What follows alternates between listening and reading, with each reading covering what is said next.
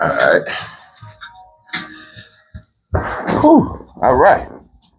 All right, man. Y'all know exactly what the fuck going on, man. It's your boy DJ Reese Ree, and you are tuned in to another edition of Speaker Live TV.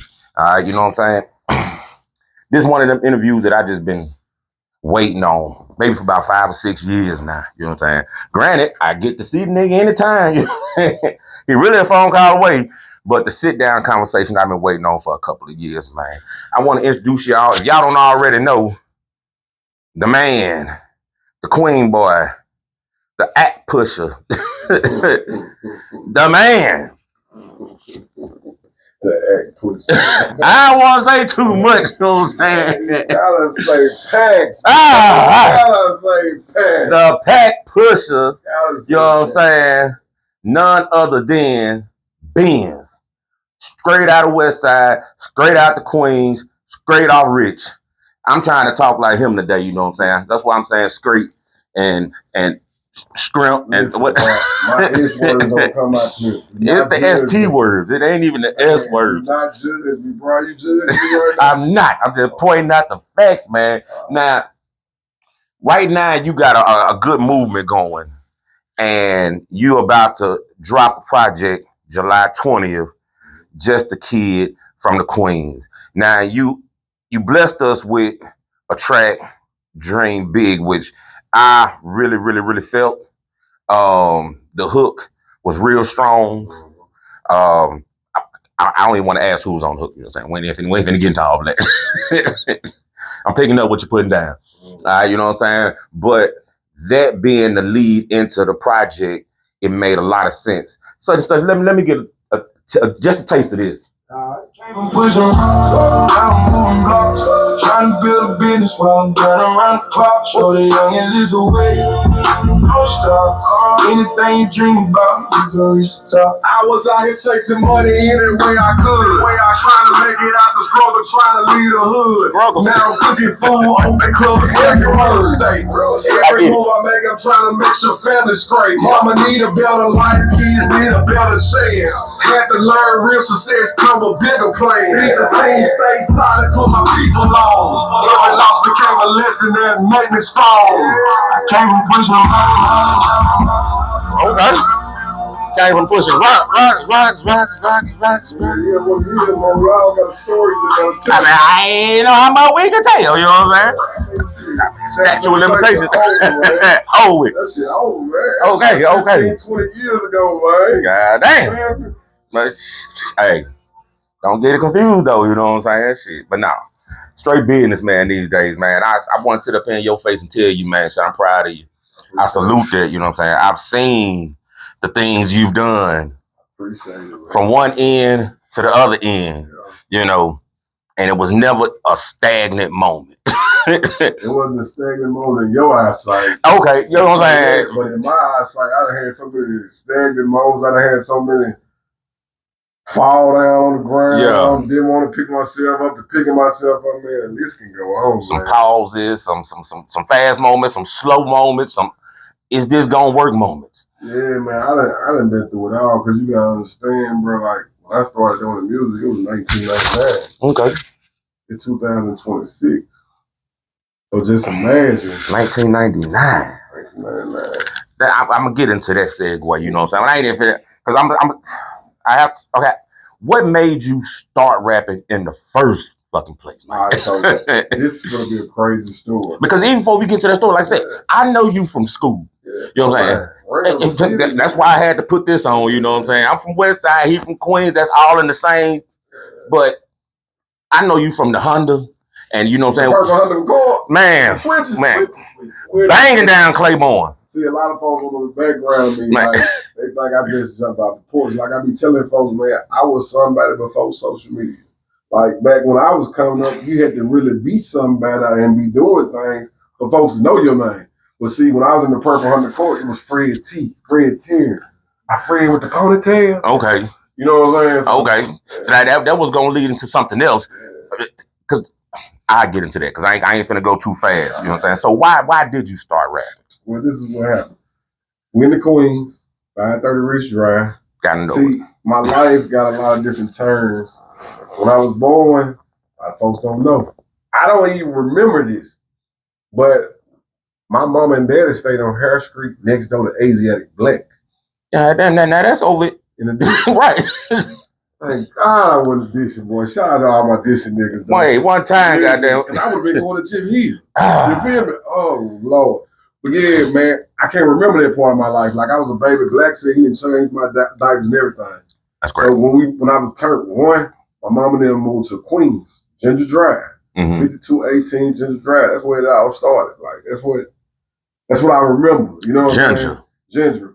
So out of Ginger Drive, when I was 16, my mama got before getting remarried. So she sold a house in the Queens.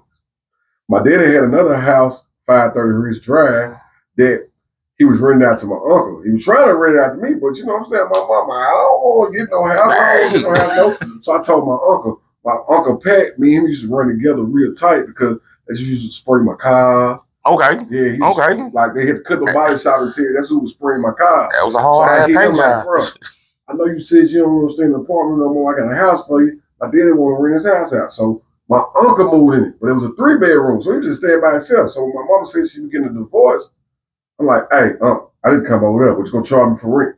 So fast forward. We hustling. As we hustling, my nigga Bra, he writing raps. He wanted to rap. Yeah, he writing raps. Okay. I'm like, man, okay. So plug came down. Shout out to my boy Toy, man. Toy Capone. Toy Capone is Boo cousin. Okay. That's who started booty rapping. That's when they was on the Birdfly 7. Yeah. That was that thing. That was Toy. So Toy and Boo somehow, like, they went separate ways. So me and my cousin Kim is like my sister. She was somewhere and Toy was trying to holler at her. And that's how we got plugged, me and Toy. Okay, so Toy was rapping too. But remember, Toy is my plug, right? So he in town, so he like, bro, they gonna fuck with my cousin. I'm like, huh? Boo had a show at the Coliseum. So Boo met us all at the Coliseum. We went and did a show. I'm like, man, I kind of like the feeling I'm seeing these niggas. Okay. I'm like, I got hood fame. Like, they know me as a dope boy, but shit, I like this music. Right. Shit. So me, Boo, Toy talking, me, Bra talking. And I like, Bra, let's start this group. And what's so crazy, the group was for me be me, Bra, rest his soul, Marvin Bills. Damn. Marvin Bills was cutting her hair, right? So I asked Mark, because I don't rap. I need 2 niggas that's strong with me to rap because I don't rap. You want to carry the rest of the weight. Yeah, so before we even went to the studio, I got with Boo. I said, look, bro, how much you going to charge me to help me put together an album? He's like, shit, I got you. I got to hook you up with my boy Lamar's Williams. I record all my stuff in Brook Hollow. Okay. So we went to Lamar's Williams. I was paying $400 and $500 a beat. I was paying his mama $400 and $500 for a block. Studio time. If y'all don't get what I'm saying, like, that's without the mixing and mastering. So then I had to send my mixes off to Memphis to get mastered. But Boo showed me all the steps, all the games. Took me out to Houston with him. Hey, listen, this is where you go to pen and picture. These are people that do no limit. We're going to get your cover done in there. I'm going to take you over here to a big-ass warehouse. Any T-shirts you want to get, we get them dirt cheap over here. We get them $1 and something.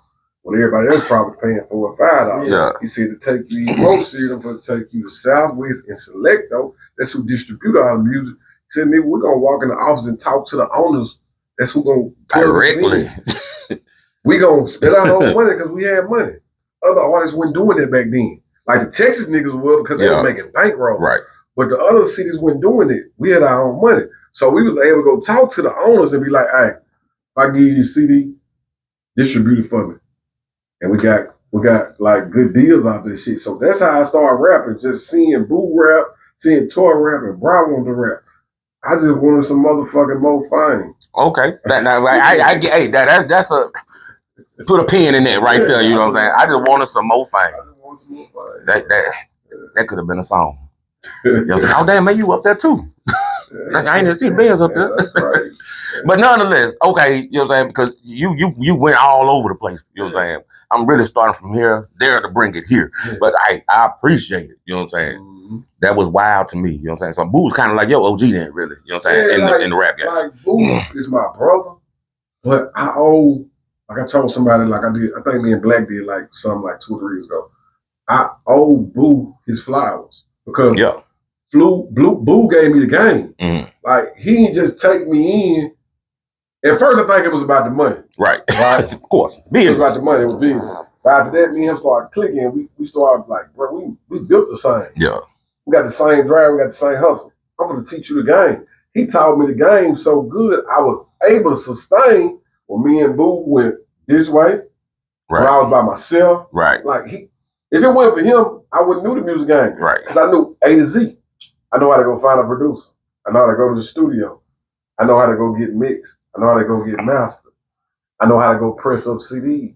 I know how to cut out the middleman.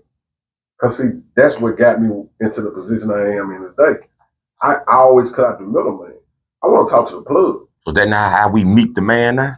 That's why I get it. I get it. So I used to always go to the plug. So at Selecto, at Southwest, when other folks couldn't get in B-Box, when other folks couldn't get in all the record stores, I was getting in them.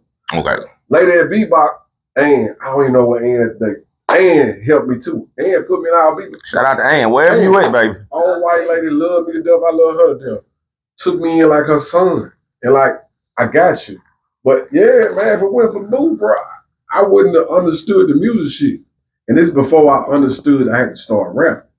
I had to learn the business side. Because I thought I could pay my way for the raps. Yeah. Because I'm paying niggas to write my raps. I'm paying niggas going there rhyme because I couldn't see it. I can't dance. I got 2 left feet.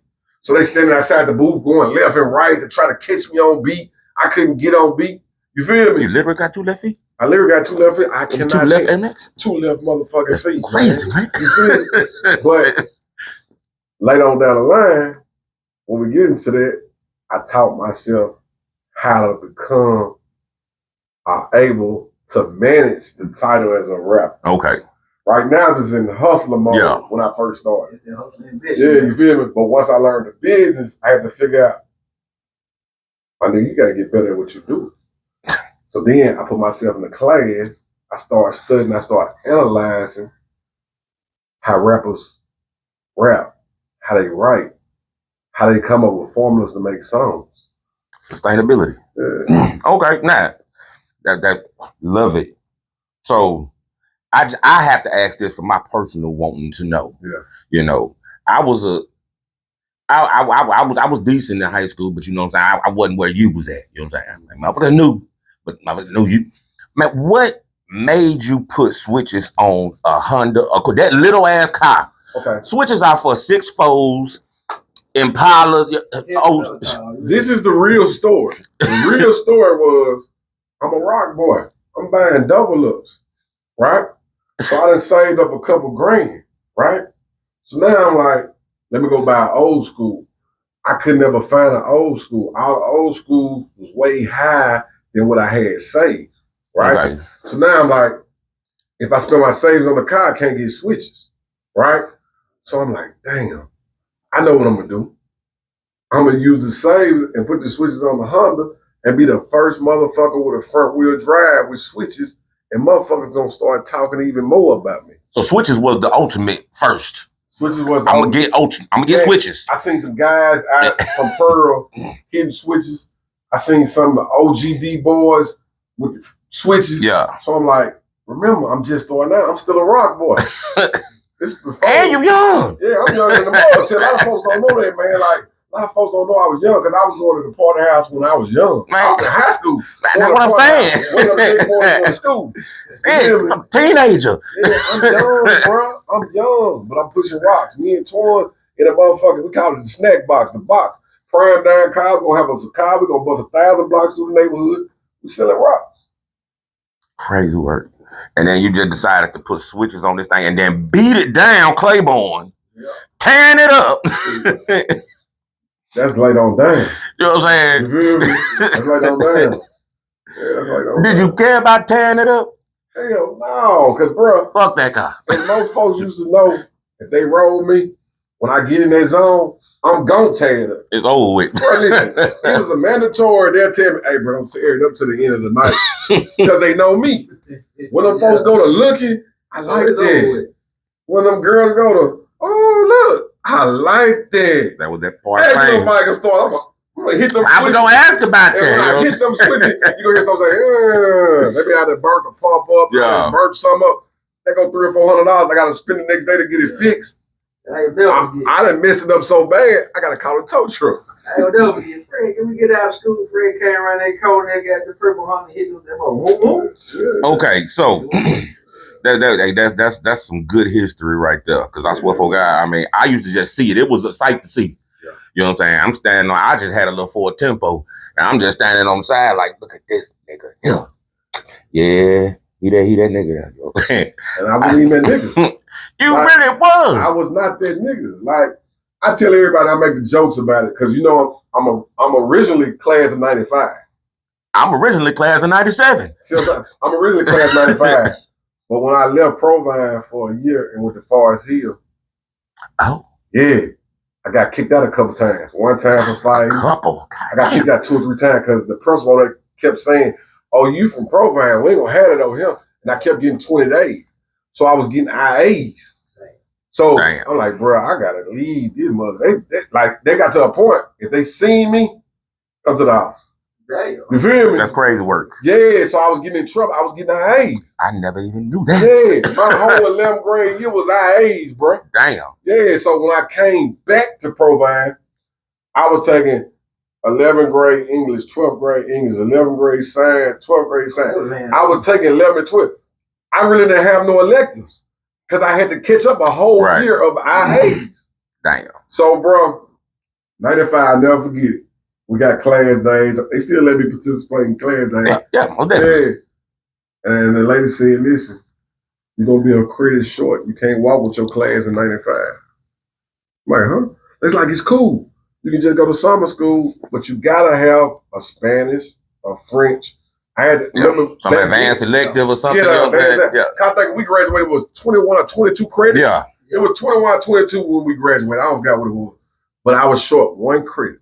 So, I know the feeling. Class 95, get the walkout on.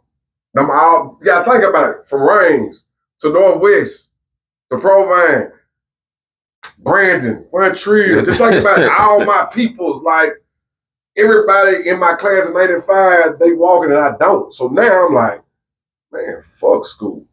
At this time, Torn had got into a fight because somebody stole his radio, hit somebody with a stick, he got expelled. So me and him both like, fuck school, man. How am I go to summer school for one class, a foreign language? So my sister, like I said, Kim was like, hey, they got this thing where you can pay for French or Spanish online. They'll send you the stuff, you learn it, you take the test, they'll give you the credit to graduate. My mama pay for that. All the paperwork comes in Spanish. How the fuck I don't know Spanish. No fuck. So she just wasted that money. So now I'm like, just fuck school. Then I don't remember who it was. It was like, bro, you can't get to the 12th grade and say fuck school. And that makes sense. You know what I'm saying? Like, that makes sense. You retarded. So me and Tor said, you know what? We're gonna go back for 1 more year. Now it's class of 96. So I'm trying to go in there like, you can't just go for 1 class. No, you know what I'm saying? Yeah. Especially if it ain't offered at the first period. Yeah, you can't. I think the thing of it is, you can't, if school get in 7:30, you can't get out at 8:30. I think you gotta stay like to 9:30, 10, 10:30, something. I don't forgot what it was. So I took Spanish, gym, and some bullshit. Yeah. I just something might have been home ec because I had this fine ass teacher. It was just okay. You know what I'm saying? So I worked in the office for mine. So we had 3 classes every day. Me and Twan got out every day about 10:15 or 10:30. So again, like I'm telling you, I went to bed. So me and Twan wouldn't park in the student parking lot because remember they locked the gates. Mm-hmm. We get out at 10:30. We don't get out at 3:30. Right. So we're gonna either park in the student parking lot or we're gonna park behind the gym. Where you had one security guard. Once I put my rims on my car and stuff, they already breaking the car. You know how Provine was. Yeah. I ain't finna steal my rims. I ain't finna steal my rims. So listen, I'm going to either park in the teacher parking lot or I'm going to park back him. But he wanted to be so strong. Man. Right. Same nigga working Walmart and JPD was the Provine security now. And now he cool. Hey, what up? But he was hating on me later down in life, but he was a security at JSU. I'm gonna take you to that a little bit later. So I'm like, bro, I'm not parking there. I said, I got a trick for you. I'm gonna show your ass. I had Mr. Jackson for first period. Okay. Remember Mr. Jackson, class was up top. Man, I parked on the curb, cut my car off every morning, walked in there. Every morning, the security guard would go tell them folks at the office, they'll come get me out of class. And I tell them the same thing every morning. I move my car. But y'all gonna pay for my rims and my radio if it gets stolen. My rim about 2,000, my radio about 300 or 400. As long as y'all don't cover, I ain't got no problem with it. So the office folks, the principal, everybody like, nah, let it kind of stay there. Yeah, let it sit there. It ain't gonna be here long, yo. It ain't gonna be here long. Let it sit there. It ain't gonna be here. Yeah. He said trend earlier. Yeah, I went for the move, bro. Like, yeah. That makes a lot of sense. Okay, now, so we graduate and we outside. Yeah. Now, pack pushers come out. Yeah. Now, was that up under One Life One Love? Yeah. Okay, so who started One Life One Love? Boo, Greedy, Cisco. Okay. Before I got with Boo, they had the One Life One Love. Oh. Yeah, they had the One Life One Love. That's what Boo was pushing. Okay. Boo was pushing the One Life One Love because at first, Boo and Toy Pole were doing some, I don't forget the name of toy company, but really real, I don't know how. Yeah, because I know Boss Player was out already. Yeah, Boo was out. But it wasn't saying One Life, One Love. No. I'm telling you, it was really real, I think. I think it was really real or something. Okay. It was another label. Boo probably started One Life, One Love. Well, I know for a fact he started it after Camp Life. Okay. When he was down with CeeLo. Yeah. Mm-hmm. He probably started a year or two before me and Brock came into the fold. Okay. Yeah. That's when he was hollering the One Life, One Love. Because I mean, when I heard Pack Pushers, I ain't hear nothing about One Life, One Love. I just knew Queen Boys. Yeah. And a lot of folks to this day think Boo was a part of the Queen Boys. Boo was not a part of the Queen Boys. Yeah, we was just a camp. Right. Boo from Ken. It was Boo. It was Queen Boys. It was Skrilla Boy. Right. It was Shug. You know what I'm saying? Yeah. This is how it was. Okay. So that means that you answered the question where I was gonna say when did Boo become a part of it, but he was already a part of it. You know what I'm saying? We connected with Boo. Right. We like Transform. Yeah. The Queen Boy and Boo. They made the One Life, One Love strong. You know what I'm saying? You got Queen Boys from the Queen. You got Boo from Ken. You got Greed from Vicksburg. Skull from Vicksburg. You got Lover, all them guys. They like Utica. Yeah. Edwards. And we had some guys in Port Gibson. That's how One Life, One Love was so strong because, man, we had guys from 7, 8 different cities. Yeah. You know what I'm saying? And that makes a lot of more sense now. Yeah. You know. Okay. So the song I remember seeing you guys perform at Jazzy's. Mm-hmm. And I think y'all was doing Say It to My Face. Yeah. You know what I'm saying? So whose song is that? Okay. When we originally did Say It to My Face, we went to Atlanta and bought the beat from Bread and Water. Okay.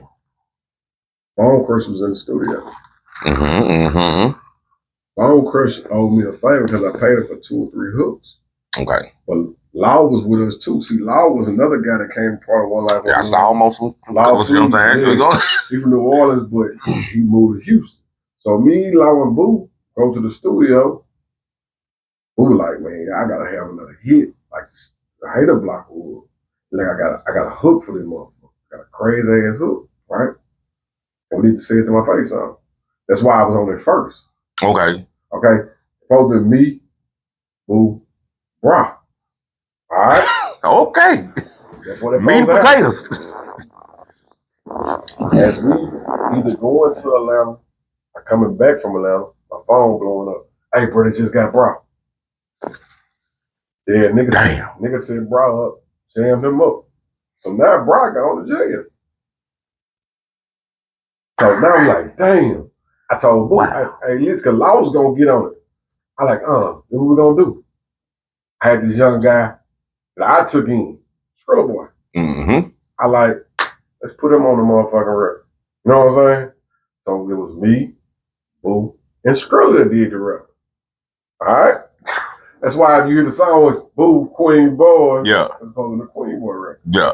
But when Brawler got locked up, we put Skrilla on it. We didn't make it a Queen Boy record. Like we at that point, we was like, we don't know what we're gonna do. But when it took off, we kind of made it a Boo record because everybody in the camp is like, Boo got the most fame, Boo got the biggest audience. Yeah.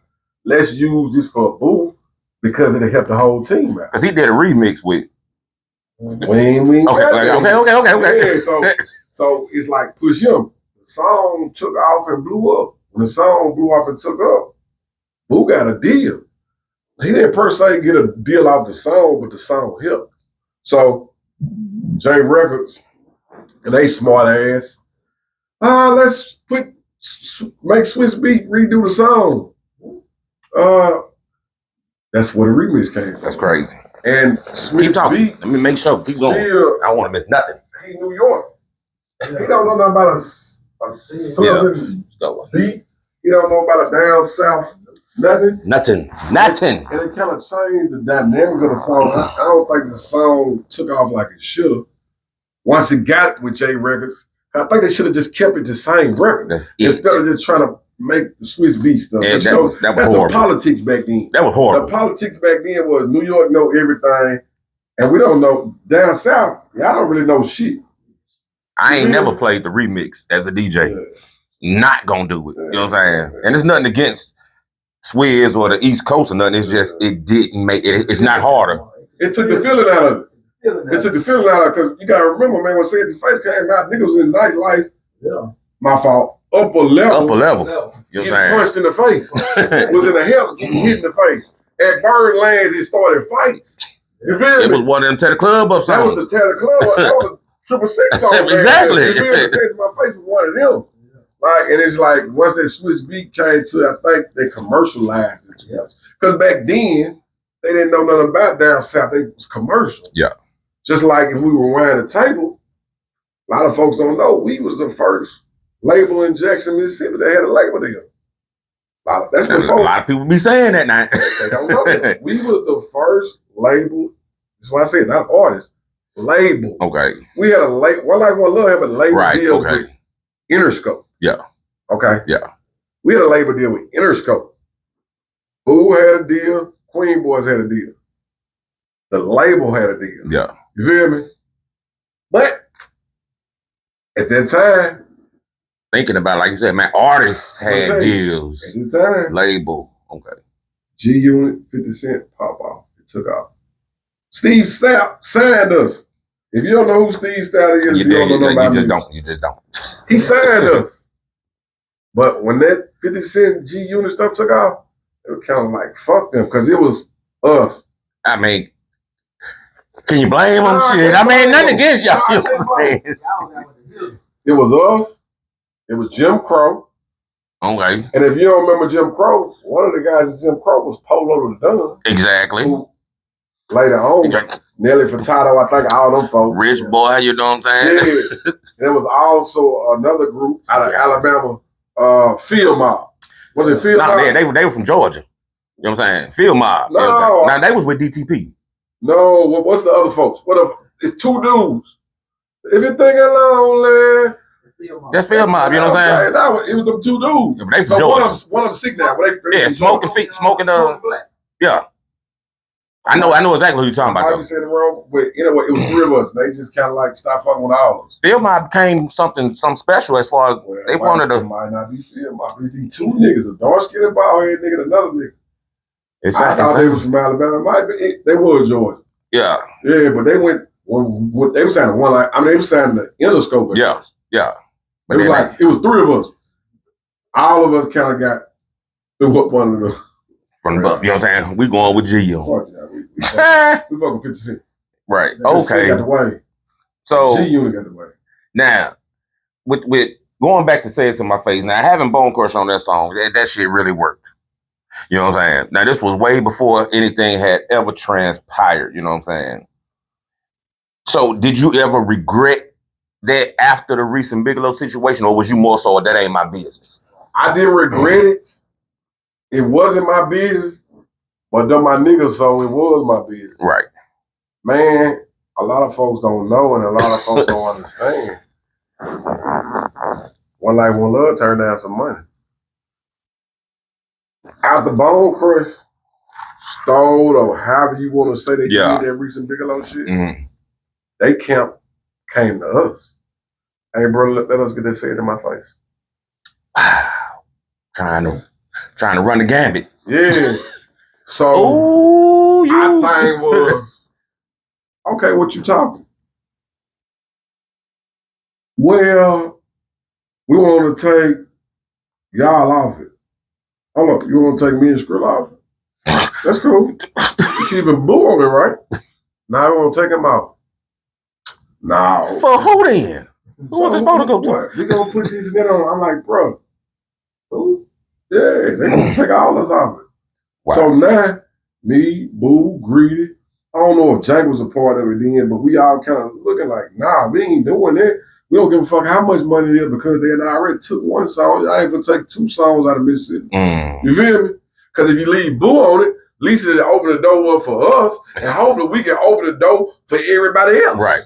So nah, we ain't doing it. We turned that down. We don't want to talk about that no more. That's crazy. Now that's some stand-up. That's some stand-up shit right there. We turned that shit At down. the time, Crunk was jumping. Kronk was jumping. Man, to take and if y'all was slaw on the song, I get it. You really wasn't. That's really one of your hardest verses. I'm talking about, man. I be laughing at you niggas because you pussy. That's it right there, you know what I'm saying? Half of your lames need to start doing shit. Oh, Man. that line right there, like, That- ooh. Nigga, you know how scroll there and tell a nigga you really pussy. Man. You such a big of a pussy. You know what I'm saying? Or something to do shit. Man. Yeah, Just to call a man to his face, man, you pussy. Man, that's crazy. That did not need to go nowhere. Hey, they want to take it. It could have been sampled in the front or whatever, you know what I'm saying? But, and I think that intro is still a classic one also. It's right up there with Show Enough to Me. Queen Boy. Just that, you know what I'm saying? But that's one song. Let them know one life, one love in here. Man, that's just as dope as before Show Enough. Crazy. Now, I don't know if you saw it, because I don't even think I broke them down in the clips at this time. Mhm. I wasn't even doing that shit, you know what I'm saying? But I interviewed Skrilla. Mhm.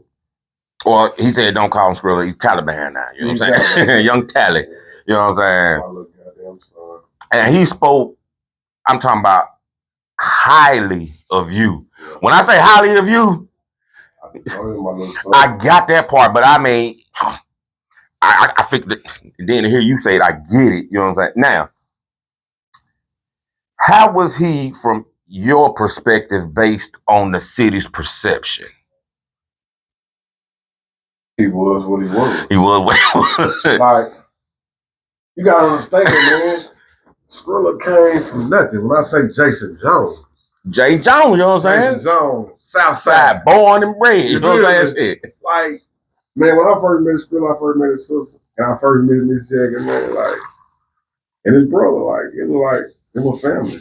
Like, it was family, like, it was real life family. Like, I would buy groceries and get this nigga allowance to make sure he was good because I wanted to keep him out of trouble. Did you get to catch some of the interview that I did with him? I'm gonna break it up. Yeah, He had spoke on some stuff that he said, like, Benz was like my daddy. You know what I'm saying? Right. He would be able to, my mama was saying that he can come and sign me out of school. Yeah, that's how tough it was. That's how tough it was. Yeah. It was just that tough, bro. Like, you know how your son get in trouble? Every time they get in trouble, he call us, we got to go over there. It's like, God damn, boy. Again, he just hard-headed. Then as he got older, he had reached a point, I had got so proud of this nigga. He was getting money. I know it's wrong for me to say that because he was getting it the wrong way. right. But he was getting money, man. He went home for shit. Like, he was getting his own. He could take care of himself. He could take care of his family. Like, I loved it. I was proud. Hey, Right. you know what I'm saying? But somehow, something or nothing, Skrilla always be Skrilla. Skrilla is Skrilla. No. And you just got to understand that part of Skrilla. Yeah. Once you understand that part of it, you know it. So what did he bring to the label then? Man, he brought the youth. He brought. in my perspective, I say that he brought the real street because everybody else was kind of business, but they was outside. That's what I was gonna say. He brought the rawness. He brought the Grammy part. Yeah. Me and Boo brought the them niggas getting money. Yeah. You feel me? Bra, he getting money. But Bra never was on the flashy type of shit. Right. He Slick was on some of the Skrilla type of shit, but he went Grammy at Skrilla. Yeah, right. That's why he the block bearer. So y'all were like Jay and Dame, and he was Beans. You know yeah. That's the best way to say it. Bro, I don't want to be all that flashy shit. Bro, I want to get some money, sit back, smoke some weed. Yeah. You know, like he's very low key with it. Like, okay. You know what I'm saying? And again, y'all, we gonna get into what we're going on, but I'm trying to give y'all a little bit of the understanding of who this kid from the Queens is. Yeah. You have to understand just the kid from the Queens. Project coming out July 20th. You know, so that's why we're giving you this little backstory before we get into all of that. And we're gonna run through it because I don't want to hold him too much. Now he also said that then nobody really want to fuck with him because y'all would go on shows and go on tour, and he was stealing TVs out of hotel. So he told me that. It's like, hey man, he was like, man, I had to up my scrap on greedy. You know what I'm saying? These motherfuckers didn't want to put me in to show me. Again, Skrilla was being Skrilla. So, you know, and sometimes in life when your kids or your family members don't act right, you know the best thing you have to do? You kind of distance yourself. Hey, you go over there, bump your head, do what all you need to do. Yeah. But if you ever need me, right. blow some over there. You know what I'm saying? You really need to watch that interview then. I'm gonna send you a link to it. You're gonna have to watch that one. The old folks say it's tough love. Yeah, it's tough love. Now, so with then this goes with Bra. With Pack Pushers on the cover, you and Bra. Get your weight up, you and Bra. The next thing I know, I start seeing Meet the Man. When did he leave? Or well, let's make it. He didn't leave. He didn't never leave. Okay. This is what the thing happened, bro. Like after the Interscope deal, the camp kind of, I ain't gonna say stop fucking with each other, but a lot of shit happened that shouldn't have happened. Okay. Like, I went from a supposed to be CEO to an artist on paper. You get what I'm saying? Mm-hmm. I felt like the money I got wouldn't even cover the money I put in. See, the way the labor ran was Queen Boys, I put it all the money. Okay. We didn't have to pay for none of that. Gotcha. Who pay for his stuff. Right? Right. Skrilla, all us teamed up together and helped them out. So Okay. when the labor deal came, instead of Boo getting his money and Benz getting the Queen Boy money, it was Boo getting money, Boo got to get the Queen Boy money because on paper, it got to be a CEO. And that wasn't there no more. So Boo was the CEO. Rita was the CEO. Skull was the CEO. Benz was the CEO. You feel me? So it's like, all right, fuck, we're going to all trust Boo. He didn't do right by the money with everybody. Okay. You feel me? Yeah. And a lot of people had bitter tastes. Even I had a bitter taste, but bro, I ain't gonna lie, man. Like, when somebody your brother, shit happens. Shit happens. You be mad about it. Right. She don't hold a grudge about it. Right. So I was still right there, because you gotta understand, for years, me and Boo was side by side. Yeah. You want to see one without the other. Right? So when that happened, we got a spot in Atlanta and all this shit, like, our niggas, Boo go buy him $100,000 car. You know what I'm saying? With my money, I'm feeding Bra. I gave Skrilla some. Yeah. I gave Suge some. I gave Greedy some. You see what I'm saying? So I want everybody to kind of, because everybody mad. And we still missing folks that we didn't break bread with, because everybody didn't eat off the shit. Because It didn't even go down like we wanted to go down, but Wasn't enough, really. You know what I'm saying? but it was Possibly. enough to make sure everybody was good. Yeah. But you know, it went that way. Yeah. So at this point, what happened was Greedy started fucking with Boo. I started fucking with Boo. Brian started fucking with Boo. Right? So now, Brian looking at me, I'm in hard times. I'm not hustling no more. Because when we got this deal, I would have bought a liquor store. I'm calling myself being smart. Like, I'm finna get out the game. Yeah. So I'm not hustling. I'm just living off the little money I make out my liquor store and whatever I got left, because I really ain't hustling no more. At the same time, my niggas around me going to jail. Damn. Everybody that's going to jail saying one thing. Bruh, you the first name they holler. Wow. You feel me? So now I'm damn near scared to hustle because all my niggas that's in jail tell me I'm the one they try, because they didn't figure it out. Like, this nigga must be. We want him. We want him. You feel me? But I was so smooth with it because, unlike them, once I sell out, I dip. I'm gonna go to my house, don't nobody know about it. I might go to Atlanta or Houston. Yeah. I'm sitting around chilling. I'm out the way. I'm not even around here because Frank Melton and niggas bottom line trying to fuck me up. I got so much heat coming different ways. I'm like, ooh, like, what did I really do? I kind of put my head on a target. So I'm like, I gotta stay out the way. Get in, get out. Yeah, so I really couldn't move how I wanted to move. So Ron was like, bro, you just ain't gonna do the music no more? I'm like, no. The music wasn't making us no money, just to be real. Bro, when we was rap, music wasn't making us no money. We was hustling so hard, we didn't give a fuck about the music. Spent more money than you was making, but they didn't even see it because it was way more, but we didn't see it because we was hustling. Right. So like I can't do it. So at the time, Corner Boys, shout out to Corner Boys. Yeah, you know what I'm That's saying? another in the Queens. Baby Stone. Got to know it. Them niggas had Corner Boys. So now they seen the footprint we put down. They putting down the same footprint. Remember all us in the hood, so we family. Bro, I fuck with them too. So him and Stone, bro, them, I don't know what they worked. I never asked. I never cared. Because to me, it was never like, man, bro, leaving me. That's my brother. He can't leave me. That's just like your brother can't fucking leave you. We gonna fuss all day. It's a death to us part, You nigga. can't go You feel me? nowhere.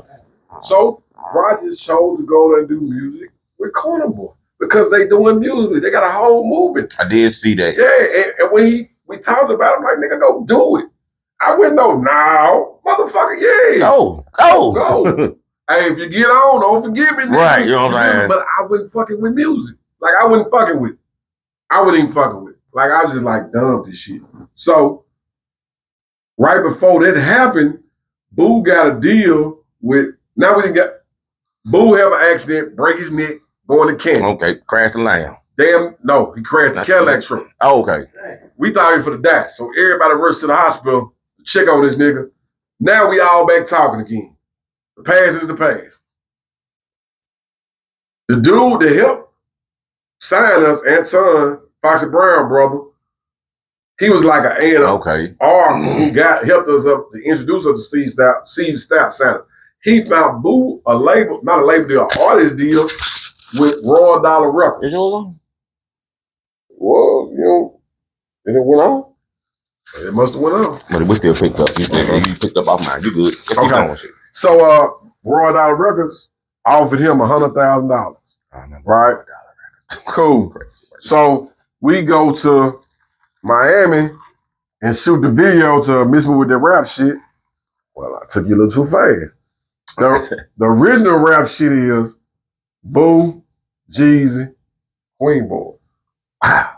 Yeah, because what happened was Slick Puller got on the song in Miami. But when Boo called, like, hey, bro, I got some guys down here. I did a song with Jeezy, these BMF niggas, bro, they got some movement. He's like, y'all do the verses, send me the verses back. So me and Bro do the verses. We send the verse back. All right, we shooting the video. Damn, bet. Because the dude he was signed to was a Prince. They had their own oil and shit. They had their own hotels called the Marlin Studio. I just go out there and just hang out with Boo. Just chilling with him because Shit, they riding around Rolls Royce Phantom. So we pull up to the video shoot, but before we get there on the highway, Greedy, because Greedy had to always be the bad burden of bad news. Hey, that's what I'm telling you. I'm telling you. What? Oh, shit. They ain't shooting the version to the song, y'all. I'm like, huh? Damn. They're not like, fuck this, cool. Another disappointment. You know what I'm saying? You hear Shit. me? They threw bun on that bitch. No, they threw Blue Da Vinci. Yeah. Do remember that. Yeah. So we go down and shoot the video. That's the first time meeting Meech. That's the first time meeting Lil Meech. This little nigga, 6, 7 years old. Yeah. He probably got $30,000, $40,000 for chain on his neck. These niggas riding around in Phantoms and Lamborghinis just like we riding around. But remember, we were the Prince. They just some street niggas. Yeah. So the dude like, come on, sign with me. But Boo had already told me, bro, I hate that sign with this nigga. Because he be bullshit. Now, if Boo told me that, I'm not going against what Boo told me. Right. So Boo was like, don't do it. So I'm like, I'll think about it. I don't want no $100,000. Like, fuck that. My brother already telling me, right. Like, I don't really want to be here. So I tell bro, I'm not going to do the deal. I want to rap no more. Fuck it. Your loyalty really has made you turn down some bands. Yeah. So when I tell bro, that's when he was telling me about the Stone. I'm like, go do it, bro. Because I don't even want to rap no more. Like, fuck this shit. Because I'm frustrated. There's too much shit. You know what I'm saying? So that's how we got that point. That's how bro, he didn't leave me. Bro did some music. And he started his own record label, Strictly Street. I was proud of that some shit. Like, if you know bro from the Queen Boys, bro always been, be whatever you want to do, I'm going to do. Yeah. Like, he took my word. Like when I say in sign paper, bro, all right? Like anything I say, he knew one thing. Word is bond. His word, boy, gonna make sure it's straight. So he told me. It wasn't like it was no sneaky shit. Yeah. I wasn't mad because they're my niggas too. I grew up with these niggas too, man. Right. They ain't gonna do that shit. So he didn't leave. So Boo was in Miami doing his thing, Raw Dollar. Bra was doing Strictly Streets and Corner Boy projects over there with them. That was Tony Two Time. They had a gang of artists on there. Tony Two Time. Yeah. So as I'm sitting there now, like, what am I gonna do? You know what I'm saying? Like, what am I gonna do? I said, bro, Bean, you gotta do something. What you gonna do? I came up with the title, Meet the Man. I came up with, I'm gonna do a DVD and a CD because nobody was doing it in this shit. And I'm gonna tell you, like, around this time, this when MySpace was jumping off. Yep. You know what I'm saying? Yep. I think Benz paid me $20, maybe $25. I kind of created Benz's MySpace site. See, I don't even remember that. You know I don't even remember who created it. It was me. You know, that shit was coming down and all that shit. You know what I'm saying? I did that for Benz. You know what I'm saying? Shit, he don't even remember it, but it's cool. It was $25. I was happy to get $25 from Benz. That felt like $25,000 for Benz. But see, that's where the Meet the Man came from. Because it was like, now it's time for y'all to meet me. Meet me. Like, niggas know me, but they don't know me. They know Boo first. You know what I'm saying? It was Queen Boys.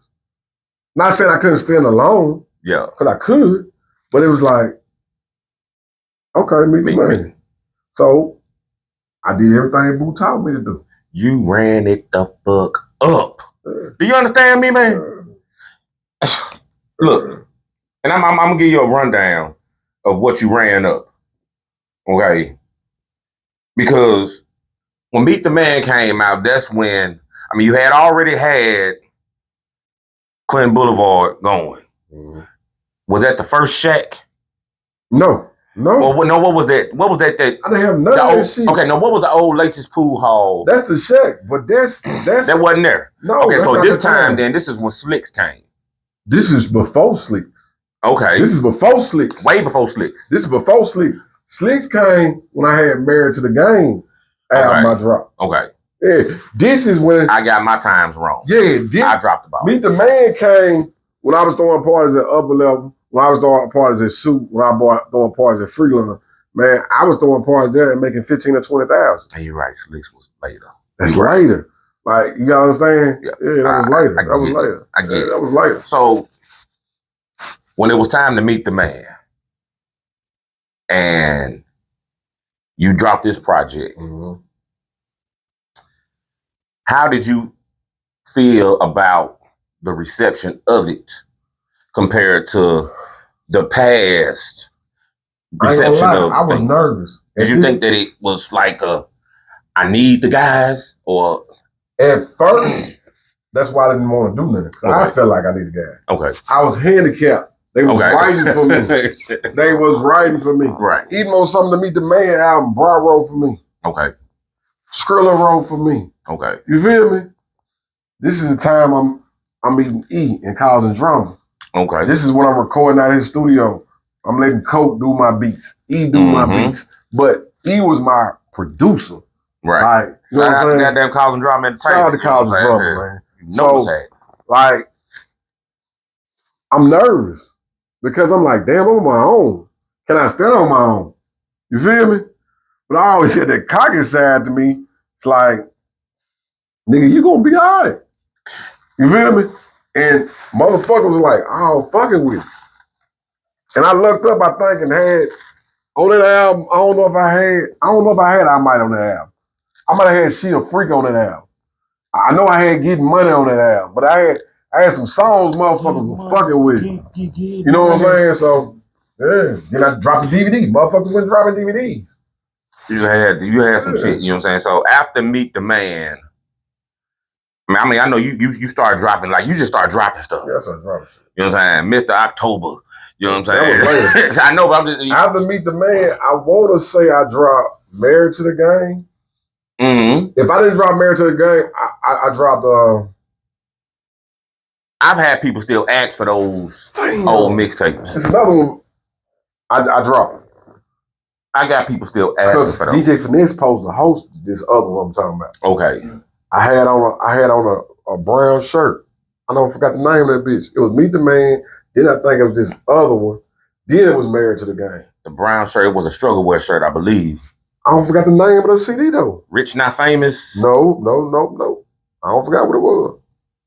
Meet the Man, something, then Married to the Game. Well, I'm pretty sure I got most of the mixtapes on my hard drive, but we ain't gonna spend too much time on that. You know, so I gotta make sure everybody get on down where they got to get to. So multiple businesses, you know what I'm saying? I mean, you done had Shack, Fish Shack. Well, it first started off with Slicks. I'm gonna get to. That's where it started off. It started at Slicks. I wasn't going in no particular order. Oh, okay. You know, so I was gonna say Shack, Fish Shack, Slicks, D-Bar, M-Bar, Aces. You know what I'm saying? What was in Hattiesburg? I mean, Alcorn. The U. You know what I'm saying? I mean, the liquor store. Yeah. I mean, Mike Townsend. Yep. A lot of folks don't know about that. I did not know. Yeah. Me and Mike Townsend were business partners. I saw something, but I was like, I ain't gonna read too much into it. You know, I'm always, but I just mind my business. All right, you know what I'm saying? Are you still a part of M-Bar or? No, I got kicked out. Kicked out? Yeah, that's not a walkout? That's the truth. Like, if you go back and watch my 45 DVD, I tell you the story because I don't really talk about the story. I'm gonna go look at that. Yeah, you gotta go watch. Where can you watch it at? What? It's on YouTube. Okay. Benz 45. The Man, the Myth, the Legend. Go check that out. It'll tell you about what happened with the M-Bar search. But basically, I got booty on. Like, what you do? Basically, they was trying, not they, Richard was saying that the lawyer was saying I was the reason that M-Bar was getting a lawsuit. It was some girls that used to work for us, right? Okay. They came in there drinking. The bartenders kept giving them drinks. They leave there. When they leave there, they have an accident by Chili's or something. One of the girls get paralyzed or something. I don't know the whole story. Okay. But in the lawsuit, what Richard told me at the time was they were saying I gave them the free drinks. Because supposedly I supposed to been fucking one of them. But when I talked to the lawyer states that the girl say, yeah, he gave us a round or two of free drinks. But as we was, because they said I escorted them out. What? When we walked outside, I was outside. At least when they walked outside. I was outside. Already. One of them is my partner, Lil Mike, brother, baby mother. Mm-hmm. And she said he was outside. So I asked the lawyer, I said, if I kept giving them drinks and I walked them outside. How did they just say they walked outside and I was outside talking to some people? That don't make sense. Contradicting. It's contradicting the story. But they were trying to make it seem like I was to blame for a lawsuit. Crazy. Yeah. So that's ultimately. That's ultimately how it happened. Like it was a little bit more deeper than that. At the same time, I'm dealing with this, and I'm dealing with my brother just got killed. As me and Richard talking, it's kind of going in one ear out the other ear. But years later, I go back to thinking about it like, damn, I really got kicked out. You know what I'm saying? And I ain't do shit. Okay, you know what I'm saying? We ain't gonna sit up there and hold on that, you know. So how were you able to run multiple businesses? I mean, from all of that, managing Look, New, your own music, how do you stay afloat? Well, after my brother got killed, after the M-Bar situation, depression, right? I was in a bad slump. When I say, I probably was at the worst slump you can ever be in depression without killing yourself. And while being successful, though. No. I wasn't successful. I just had my last thing took from me. Because what you're saying, you got to remember, at the time, after M-Bar gone, I have nothing. Only thing I had was the shack in Byron. Because luckily I opened it too after we opened M-Bar. Okay. Yeah. And what's so crazy, I asked Richard about it. Like, what you feel like, man? And one of the things he told me that's forever stuck in my mind is control your own destiny. He be, like, Richard, one of them folk, man, he'll talk to you, and sometimes what he'll say to you don't click to you at that moment. It clicked to you later. He ain't gonna tell you what to do. He gonna tell you how to do it, but you ain't gonna know it it made so until much later sense on. when he said control your destiny. You know what I'm saying? It made so much sense now after the fact. But man, I'm in a slump. I'm depressed. Thought about killing folks. I never thought about killing myself. Thought about killing folks. So let me just but listen what I said. I was on your good side. I was in the dark depression. Most folks that was in the depression I was in would have killed themselves. Right. Listen, if you're going through depression, man, talk to somebody. For real, bro. Find you a happy place too. I'm always, 2 ears always working. So I'm in a dark place. I'm in a super dark place, bro. I'm in a super dark place. Bud. Rest in peace. Hit me up. Shout out to my nigga. Rest in peace, Bud. Like, being crazy work. Bud hit me up like something he said, hey, bro, you don't want to do a script club with me? I mean, I don't know nothing about no script club. And he said, you know something about money? And I laugh. So that's gone. I like a picture. I got out the house one night and went somewhere. I so happened to stop by Bud's spot. He had V-Line that was closed. I just showed my face because I fuck with him, but I just don't go to script club. I'm not part of it. You know what I'm saying? Yeah. So I spoke. He said, nigga, you kind of like, yeah, nigga, I just fucking with you. I just want to show love. You do it. Went back home, got back on my couch. He came at my restaurant like that Monday. Hey, bro, what's up with the script club? Come on, do some shit with me. He said, bro, you don't got a bad name. He's like, bro, everybody speak highly of you. Yeah, niggas hate you. Niggas might say this and that, but can't nobody say you ever fucked over nobody. Yeah. Whatever. Like, look, this numbers I be doing at the script club. Looking like, that ain't real, whatever. Ain't real? Yeah. So they was kind of... Yeah, so I'm like, all right, whatever. Go back in.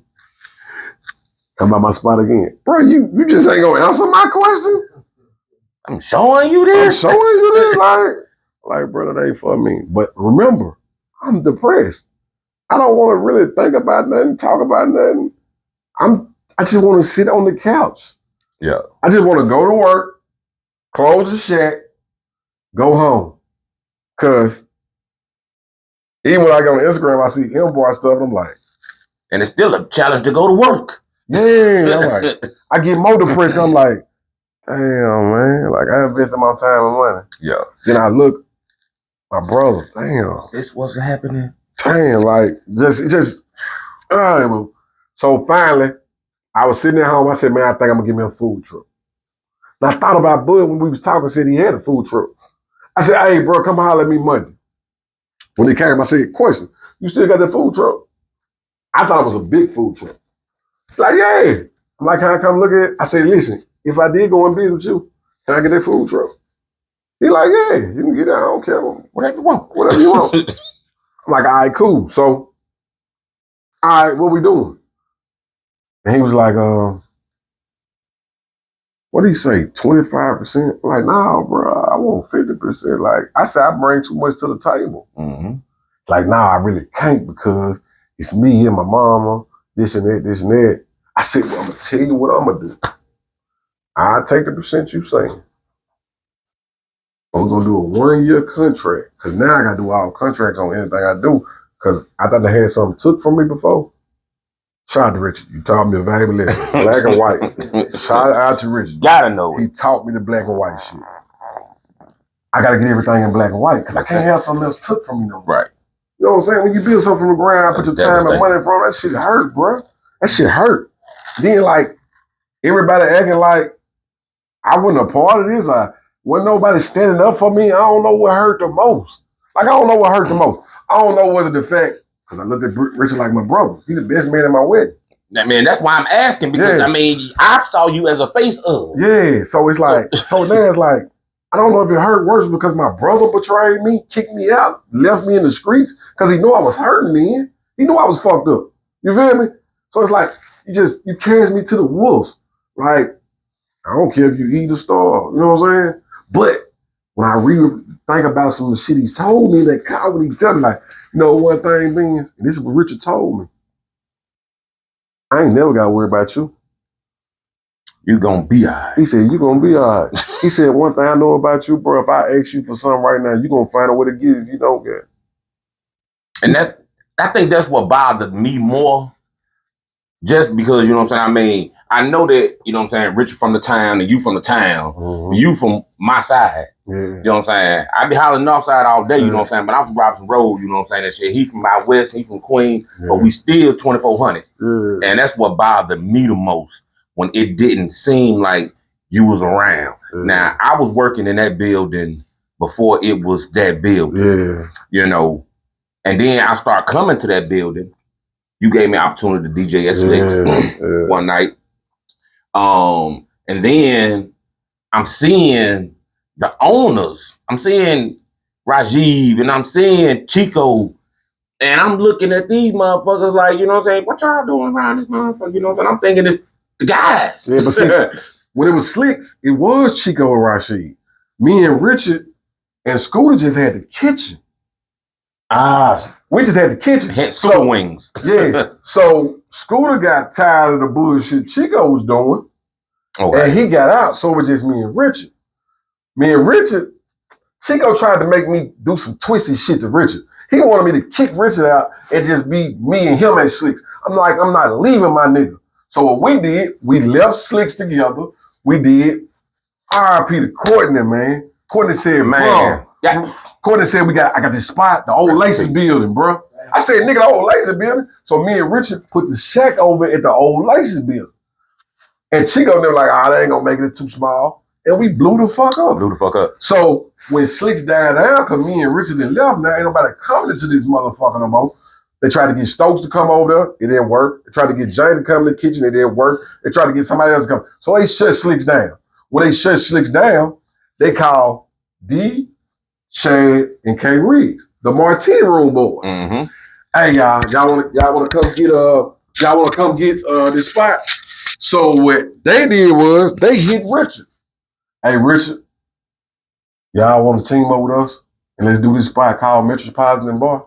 So my thing was when Richard told me, I was like, bro, I ain't fucking with Chico and Snake. So I said, if you get Chico out the way, I'll fuck with it. So Chico found out me and Richard was coming in. He shut the deal down. The building kept sitting there. He let us get it. That's when it became M-Bar. So that's how that went. So to go back to your question was, how did I control everything? Nigga, when I was at my darkest point, when I was in my darkest hour, I had everything took from me, everything stripped from me. I lost a business. I lost my brother. To me, I lost my dignity. You feel me? It's in your veins. You feel me? To me, I lost my respect. Cause it's like, everybody kind of laughing and looking at me now like, God, this nigga ain't around no more. We don't need this nigga. And everybody wrote me off.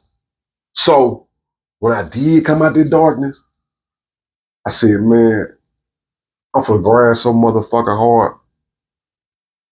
I'm for to show the world. I'm for to show every nigga that ever doubted me, that ever crossed me, that ever spit it on me, that ever motherfucker took something from me. I'm back. And for years, that's what I did. This. And that's how I start. First, I got the Aces. Mm-hmm. I got the Universal Grill. You Yeah. feel what I'm saying? I got in with Mike Townsend. Like, I just started building this shit. Like, bro, motherfucker come with me an idea, let's run it. If I see an opportunity, hey, I can help with this. I did it. So I was juggling all this shit because the anger drove me to want to go harder. The memories of how everybody did me drove me to never give up. You went through a lot. I went through a lot, dog. And it didn't stop. It kept coming. Yeah, it kept coming, bro. You know? Yeah. The unfortunate incident that happened at the D-Bar, you know what I'm saying? And you wasn't even there. No. How did you feel when you heard the news? You know what I'm saying? Were you like, man, again? Or like, shit, what? Man, Did you think it was over? to be real with you, I had a feeling because I was on the cruise. I didn't want to go on the cruise. But my wife had paid for us a cruise. All our friends was going on it. And I felt like I couldn't let her down because she done been through so much shit with me and she done stood tall with me. So I felt like if I had said no, it wouldn't have sat right with me. You would have had another problem to deal with. You feel me? So I went. And the whole time I'm on the cruise, mind you, I normally run a 6-man crew, 8-man crew. This night I might have had 16 men. Like, I doubled up on all the security. And I told everybody that was there, bro, act like I'm there. Right. Protect it. Protect it like it's yours. And somehow or another, That happened. that happened. And when it happened, remember I'm on a cruise ship. Right. And I had $1,000 phone bill because I'm on a cruise ship. Think about I'm on a cruise ship. You gotta talk to these. I gotta talk to folks. And it's like, now I'm crushed because I'm like, not only did somebody lose their life, innocent people got shot. Yeah. It was so many emotions for me because it's like, I worked so hard to rebuild. Because when Bud got killed, I had to rebuild. Right. You feel me? So it's like, I worked so hard to rebuild. Like, anything that happened downtown, they blamed it on me. Yeah. Something happened to King Edwards. It's at the Dagger Bar. Right. They drive past the Dagger Bar. It happened at the Dagger Bar. You know what I'm saying? They chase somebody around the Dagger Bar. They just left the Dagger Right. Bar. Somebody fell across the street. It was the Dagger Bar fault. Like, because the people downtown wanted us so bad to fail, but when nothing happened. So when it happened, boom, we got you. And waiting on that. Been waiting on that. And it's like, when it happened, I'm like, damn. Because again, somebody lost their life. Right. And that's the most important. That's the most important. loss. I give a fuck about no club. I give a fuck about no money. I wish somebody could have their life back. Yeah.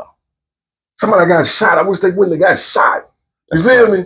Because at the end of the day, I always been one of them people. If I know you or don't know you, I got the same principle. Just because you my partner, you can't bring no gun in here. Right. You feel me? I feel. I always stood on ground with that. I don't care who you is. I don't care if you my hood, not my hood. Come on, man. It's me, nigga. Everybody the same. Let me in. Because I feel like when you come to my spot, I want you to be comfortable and safe. You feel me? So I stood on it. Like, stand down. If you got somebody here you want to get, stand down for me. Right. It's been a lot of nights. Take that. Yeah, way over there. Take that down the street for me, man. I'm begging you, bro. Just do that. And it's need. like, after that, it's like, everybody wrote us off. So I closed for a month. And nobody closed, not closed. Out of respect for the family members. Like, bro, like, I respect for everybody that got hurt. I closed. Give a fuck about no money, because again, people lost their life. Yeah. I ain't worried about my image. I don't care about like, you know what I'm saying? I don't care about none What's of up, that, bro. Man, like, you feel me? I feel you, you know what I'm saying? And that's why I was wondering, how did you receive it? What I'm saying now, you know what I'm saying? I don't know how long the cruise had left, but did it fuck it up? It just left. And you had to deal with the whole thing. I couldn't come back. Right. I'm stuck on the ship. And the whole had to deal with this. The whole trip fucked up. That's crazy. To this day, I don't want to go on another cruise. You know what I'm saying? Shit be happening when you leave. Yeah. Bro, I can't leave. Man. That's amazing. Now, I'm gonna get you off of that, you know what I'm saying? Because I saw a lot of emotion in your eyes. Yeah. I think you almost teared up a little bit. I ain't no telling, bro. Shit be happening. The Queens is not what it used to be. All right, you know what I'm saying? I don't think no hood is. I don't even, you know what I'm saying? I was gonna ask you, how do you feel about that? Because I know when I came up and when you came up in there. It's not, but no hood is the same. This generation is different. That's why, bro, I strive to talk to the youngest.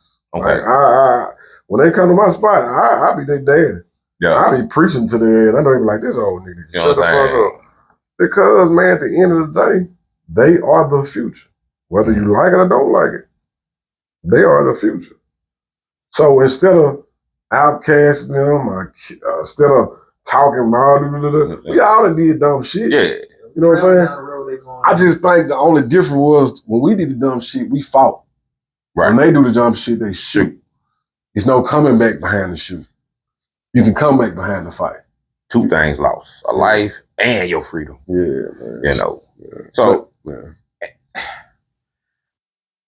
how did you stay out of the Queen boy, bottom boy beef there? You know what I'm saying? As a youth, it really wasn't no beef to me because the Queens and the bottom really fuck with each other. You had certain niggas didn't fuck with each other, but you gotta understand, bro. I went into all the fighting. I went into all the gang banging shit. Right. I always been about my money. Right. Like that's the lining with me. Like you could end it at that right there. Yeah, that's the line. You know what I'm saying? I'm about my money. Like, a lot of this that we've talked about has segued into just a kid from the Queen. That's all I am. You know what I'm saying? At the end of the day. But actually, you know what I'm saying? Well, everything we talked about, you're really more than that. But it all boils down to a young man growing up in the Queen. You're just a kid from the Queen. Yeah. Now, what has inspired this impromptu project? Well, it just came out of nowhere. I had some more setbacks. I was going to take 30 days off when I closed Dagger Bar. June, I supposed to been working on my new project. The new project I had, I was for to open a motherfucking event hall. I was for to... I thought that we supposed to say that to... No, that ain't what I got. What is it? I was supposed to open an event hall where people can do retirement apartments, can do banquets, can do repasts, wedding rehearsals, Sweet 16, events. Happy 50th birthday. Yeah. I supposed to have an event hall with 2 sides. I waited 2 months on a lease. So the dude finally hit me and said, hey, do me a favor. Make sure this is zoned right. So in June, I go downtown and they say it's not a zone for an event hall. They're not saying no to it, but it's going to take me 3 to 4 months to get it.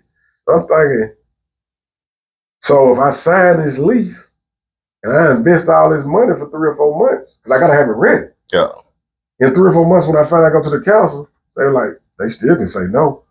But if they say no, I done invested this time and money inside at least, and I can't do no with a bill. Right. And if it's already there for that, why the hell we need to worry about his own if it's already in a... But it's a building. It just sits. You the business side of it. I don't be knowing. I just go straight in. Yeah, that was another blow. So I'm like, fuck, I ain't got nothing to do. I got bored. Let me go and write some rhymes.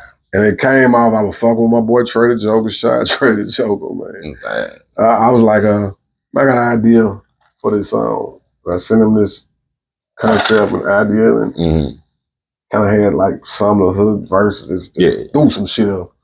And he sent me the beat back. I'm like, I can fuck with that. He looked like, man, we're gonna do this song. Come to the studio. I do the song. He's like, okay, that nigga back, right? Fucking with me, right? So I just talking shit on Instagram and everybody like, what a project. It was just a song. So I just threw it out there. But folks been hitting me up saying they fuck with it and shit. So I sent him some more concepts. Shit. I think I go out the country or something. He send me beats. That's what I was gonna ask you about the Passport Gang. Yeah. You know what I'm saying? Before we get into the Passport Gang, because I really want, I just got 2 questions about them. Let me hear a little bit of, come on. Y'all do not know what y'all in for when Just a Kid for the Queens drop. I've heard, I was at the listening party. I've heard some songs. That's right. I don't catch feelings. Passport full of stamps, whole world on scene. Think about my next move. Focus on my business. I catch flights. I don't catch feelings. I catch flights. I don't catch feelings. Passport full of stamps, whole world on scene. Think about my next move. Focus on my business. I catch flights. I don't catch feelings. I'm a passport junkie traveling in and out the country. Tonight I'm in Jackson. Tomorrow it's Colombia. On the beach in Cartagena drinking margaritas. All up on his Diaz to all the senoritas. I just fight to put my feet in the your boy speaking Spanish now. All white trucks as soon as we land. Fade that out. Cause there ain't no way you gonna get all of that. You know what I'm saying? You gonna have to goddamn July 20th is dropping. Passport Gang. Yeah. Man. It inspired me. I'm 47 and I just got my passport a couple months ago. For sure. You know what I'm saying? And when I see you moving, I love to talk back to you when I see you on social media. Like, you know what I'm saying? I think I said something about us jumping out of a plane together one time. You know what I'm saying? Yeah. Skydiving. Too fat though. I mean, yeah, you know what I'm saying? Because I'm bringing that parachute down. Yeah. But I just be like, man, how do they do? Because I know what my money look like. And I don't know what yours, and I don't count pockets. But I mean, it's like, man, you move effortlessly. I want to be part of the Passport Gang. Well, you know, the Passport Gang is a group of niggas, a group of individuals that are all entrepreneurs. Okay. Like, you know what I'm saying? So it's like everybody moves their own pace, their own speed. Me and Bra was talking maybe 6 or 7 years ago because we used to always travel with our wives. So one year I had this great idea. I'm like, Bra, it's me and you go somewhere, guys. You feel me? We went to Cancun. Me and him went to Cancun like, Bra, we gotta start us a group of niggas. We gotta put our niggas on to think outside of Jackson. Right. Make sure everybody get a passport. Let's travel and see the world together. Right. So that's where the passport, it's not a gang. Right, you know what I'm saying? But you know what I mean. Passport junkies come from because we all like to travel. Yeah. You know what I'm saying? You got different folks from different creeds of life and different ages, like, that like to join and like to go. And like, we let new folks in, but what we tend to do or tend to find out, it's hard letting people travel with you because you don't know how they is. Right. Because you got some folks that say they want to travel, and you got some folks that they want to travel. What I mean is, somebody gonna be doing too much, somebody gonna be doing too less. Yeah. So it's like, we as a whole is, if we go together, one band, one sound. It's a plan. We all playing this. No, we don't plan. We'll like a motherfucker call me right now. We'll be around drinking, talking shit to each other. That's why I say, I bet your booker broke. That's how we talk shit, right? Your po ass. Yeah. I bet you can't book, man. And that's how a lot of flights get booked. A nigga start calling the motherfucker po. Yeah. A Lobo get drunk. Your booker broke, nigga. You know what I'm saying? And we just start booking shit. A lot of shit don't be playing. Yeah. Some shit do, but a lot of shit don't be playing. But I like that though. It's like when we go, don't be on that cheap shit. Don't be on that. When we go somewhere, we don't split checks. If we all go out to eat, bring us a check.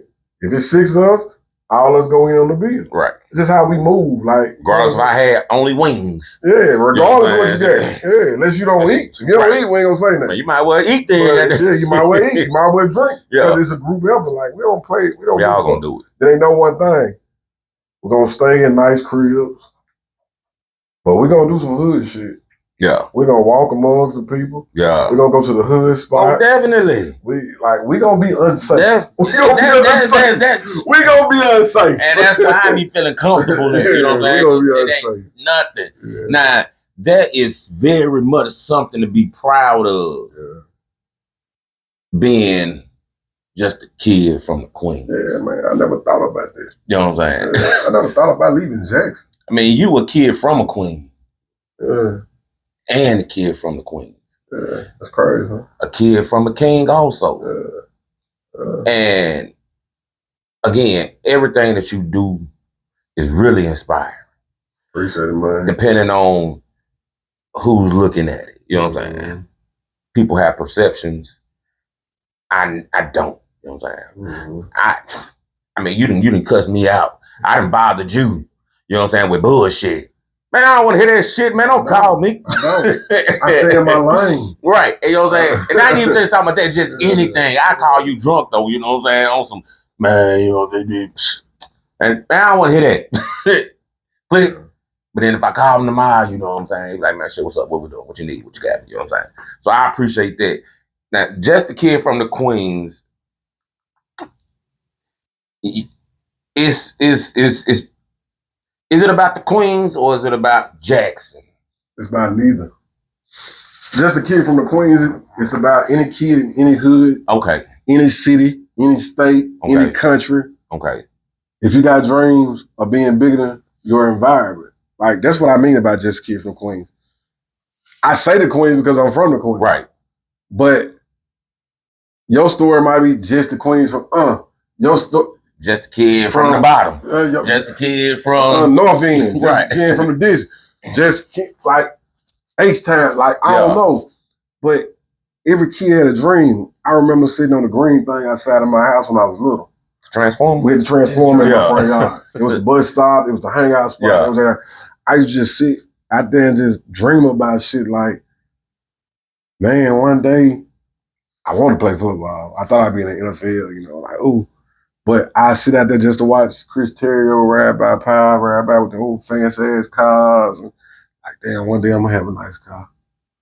You know what I'm saying? Like, that's crazy. Yeah, so it's about being bigger than your environment. That's what just the kids from the Queen. It's just a kid. Any kid from any neighborhood, any city, any part of the world, just remember, just because you're there, don't mean you can't go outside of there. Yeah. Don't mean you can't be bigger than that. Is that what this project is really more so all about? Yeah, like, once I decided I was going to do it, I kind of wanted to be on some shit. Like, I ain't going to talk about selling dope. I don't sell dope. I don't sell drugs. You selling hope. You're a hope dealer. Yeah, like, I want motherfuckers to see me and know my story. Like, that nigga used to be a hustler. That nigga used to be this. That nigga was doing this. That nigga was doing it. But right now, that nigga trying to be on some good shit.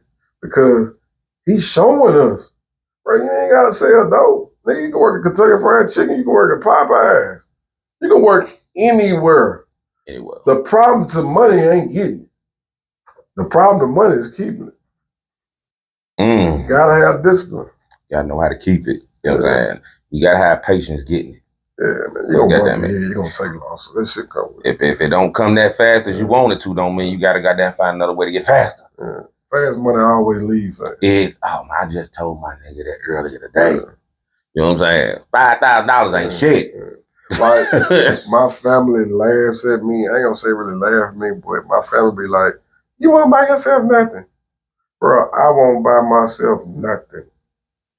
I don't, all my expensive ass shoes and clothes and cologne and my wife and my kids buy that shit. I won't buy nothing. But them motherfuckers say, hey, Dad, I need this. It's $400. Okay. Hey, Dad, I need this. It's $800. Okay. Because I live through them. I do it for them. Yeah, I do it for them. I want them to understand, listen, they didn't work hard. But they didn't work hard for you to go achieve any dream you want. See, I want to be the scapegoat for my kids. Yeah. I didn't have a scapegoat. When I was growing up, my mama, she worked 2 or 3 jobs, sold home material on the side, wallpaper. I even learned how to wallpaper, help her wallpaper. My daddy was a county boy. God rest his soul, RIP my daddy. But I want my kids to be able, all right, listen, today, I want to have my clothing line. Well, 6 months down the line, I didn't really work. Well, now I want to be a football player in the NFL. I want to be a soccer player in the World Cup. Go try it. 6 months, it don't work. Well, today I want to be a model. Yeah. Whatever they want to try, I want to work so hard to give them opportunities. They can fall. They can fall. They can fall until they find themselves. Right. You feel me? Yeah. Because I feel like a lot of kids, when I was growing up, we was pushed into being adults. Majority of us was paying bills at 15 and 16. Man. Had them in our name. Because our mama and daddy had bills. Yeah. Our mama and daddy had debt. You feel me? Yeah. So I want to teach my kids and other kids, like, bro, take advantage of the stuff you got going on. Utilize the stuff you got around you. The heartaches and the headaches I had, the bump in my head, you shouldn't have to bump your head on certain situations. You just holding that head. And that's what's up now. One of my favorite tracks on the project was the outro, because we finna let it wrap up. You know what I'm saying? I think we went way past an hour. Yeah, I'm pretty sure. cut that. You know what I'm saying? I mean, and I ain't even get into really a lot that I wanted to get into, because your legacy and story is so history. Yeah. From 99 to here, you can't do that in an hour. You know what I'm saying? I was trying to piece some shit together. Yeah, you know what I'm saying? I wanted to know if Dre wanted to rap, Addy wanted to rap, you know what I'm saying? Yeah, Nu's career, but I probably had to sit down and talk to Nunu about that. I want to sit down and talk to Dre about his football journey. I tried to get Nunu on the album. He wouldn't do it. What? He never did come to the studio. Why? Luke supposed to been on Daddy Told Me. Man, come on, Nunu. Yeah. You know what I'm saying? We way past. Yeah, you still got Then slide. You know what I'm saying? This was some. We'll sit down and we'll have a conversation. You know what I'm saying? But again, everything that you got going on with the business, with the family, especially, and the music, I'm loving it. Appreciate it, man. Everything that's coming out right now, coming up out of Jackson, is been busting. And again, shout out to your producer, shout out to Luck. You know what I'm saying? Did Charles Palmer do anything on it? Charles Palmer got 1. Luck got 3 or 4. Trey the Joker got about 4, 5, or 6. Okay. I'm trying to think. Who Lil did that? P got 1. Was that the Lil C got 1. Lil C. C Gutter still around? Them old tracks. I did 10 new ones and 3 old ones I just put on there. Well, that last, I knew the other 2 old ones. I don't know how I missed the 3rd one, man. We ain't never put it out. Let me hear it. Let me just, don't give him too much. Don't give him too much. You know what I'm saying? Don't give him too much, because We get money over here, man. So get your money up. I started out with 2 zones of the kilogram. What time, bro? 50 grams a whole yard, what I had to spend. $3.99 for my sex, now I'm bagging down. Got 20 dimes at my packet, now it's time to grind. I put the Who was that goddamn? Lil C? Gotta be. We ain't gonna give him too much, you know what I'm saying? We ain't gonna give him too much, man. Y'all gotta make sure you download, stream, goddamn, you know what I'm saying? Even if you gotta get a hard copy somewhere. You know what I'm saying? Still people that sell bootleg CDs for the old school people. You know what I'm talking about? Download this, you know what I'm saying? July 20th. Just a Kid from the Queens. Available on all streaming platforms. That's Apple Music, iTunes, I think that's the same thing. YouTube Music, Spotify, Bandcamp, You can holler at me. I still sell a blank CD, you know what I'm saying? Feeling the music, you know what I'm saying? I'm gonna get my $5 off. Whatever came me, I just want it in your ears, okay? You know what I'm saying? Just a kid from the Queens, man. It is coming soon. Everything dropping. Shout out to DJ Such and Such. Gotta know what's going on. Shout out to goddamn Operation Fat Twin. You ain't make it. It's cool. Shout out to Debo. Gotta shout out Benz. Shout out to Addy. You know what I'm saying? That's what's happening. You know what I'm saying? Shout out Nunu. You a movement yourself. Shout out Dre. You a movement yourself. Shout out everybody. I mean, it's a whole lot of names I can say. I ain't write them down. But again, this is just really part one. I could probably break it down to a part two. And then we got a lot to go for a part three. Because we ain't even scratched the surface. You know what I'm saying? We ain't even did that. But I ain't want to get too deep into it. It's really more so about just a kid from the Queens, man. July 20th. You know exactly what the fuck's going on. This your boy DJ Reese Ree. This your boy QB Benz. DJ Such and Such. Man, we about this thing, man. Yeah, we do. Y'all move around.